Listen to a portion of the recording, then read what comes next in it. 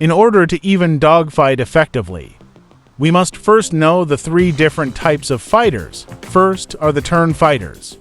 Turn fighters usually have a slower speed than normal and fast turning time.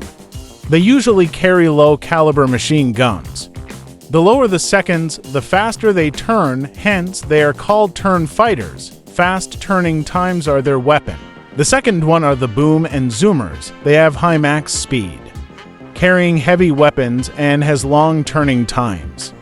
Together with their fast speed and heavy weapons, they can deliver massive damage swiftly. The last one are the all-around fighters. They have high max speed and have good enough turn time and decent weapons. They can perform boom and zoom while also able to defend themselves from turn fighters. These types of fighters are the most common type in the game. Keep in mind that you can further improve your plane by putting your upgrade points in improving the flight controls, from the engine to flight surfaces or the crew and weapon efficiency themselves. I recommend upgrading the weapons section, especially the weapon reload speed and weapon accuracy.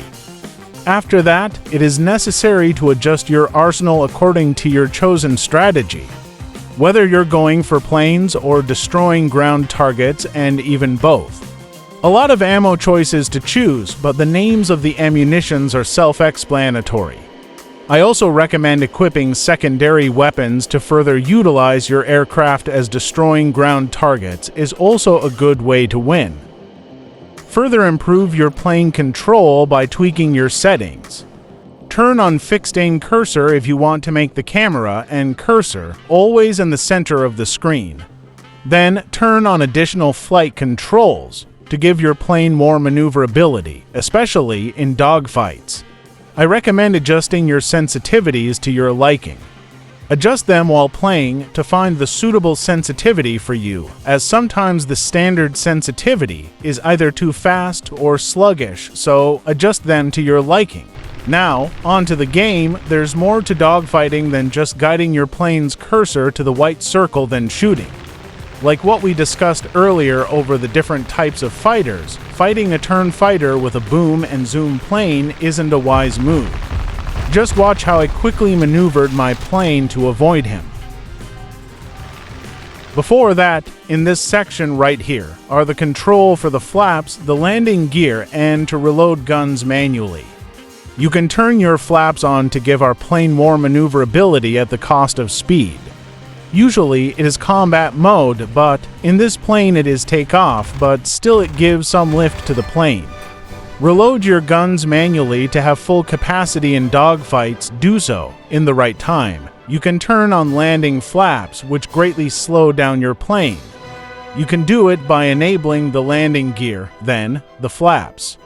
But in engaging the landing flaps, you don't have to fully deploy the landing gear. You can just enable then disable it while also enabling flaps. This is useful when you need to shave a lot of speed. I do not recommend turn fighting while using a boom and zoomer, or better known as energy fighter, because of the obvious thing that they are not built for that action. Also, try to conserve ammunition, especially in planes with heavy weapons. Dogfights involves more than just plane advantage. Boom and zoom in a nutshell is simply using a fast-moving plane or, quote, a high-energy plane attacking a slow plane. Gain energy by cruising in a high altitude, then diving in a way that you're diving towards the direction of enemy and not the other way. As you demolish the enemy, conserve your energy or speed by not taking rash, unnecessary maneuvers. Take advantage of it and destroy anything in your efficient path. Use your lock-on button well to allow you to easily pick off enemies.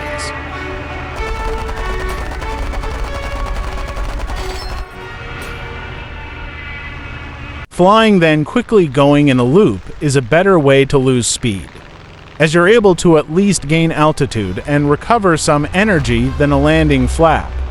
Then quickly using the energy of the dive to aim your guns at the enemy. But out of all those, the skill of you The pilot is the determining factor. From the maneuvers, energy fighting, your ability to land shots in either the most efficient or rash way is the deciding factor of a successful dogfight. You should try to avoid losing too much speed on a low altitude, as high energy enemies can easily pick you off. Try to do aerobatics in such a way that you still have energy to be able to at least defend yourself from the next enemy you encounter, as this is a team game. While also doing that, watch out for enemies. Use the free cam and radar for more situational awareness. But if you didn't know, there's more to the radar, which we will discuss in the flight crew section. We actually also have a view range and threat recognition. View range is the ability of the pilot to detect threats in sight, while the threat recognition is detection outside the line of sight. So, that's an important thing to remember. Watch how this guy disappears. We can see him physically on screen, but on the radar, he is invisible, which means there is a blind spot. This means that bombers, if left undetected, can destroy our bases while we are clueless and busy dogfighting. So, it is important that you should check the aircrafts of the enemy to know if there are bombers lurking in the sky. But, of course, this isn't limited to bombers. This also means that fighters can flank you without you knowing.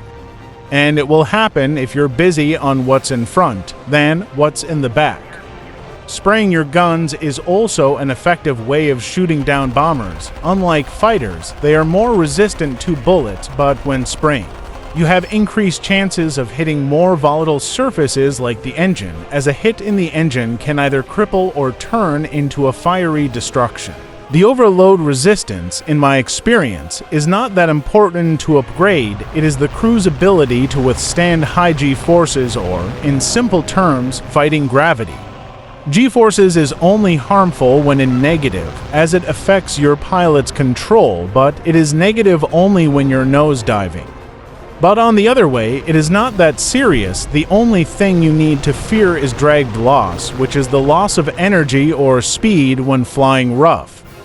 In conclusion, do not fly according to your plane type. Fly very low, fly so slow, do maneuver like you have unlimited speed.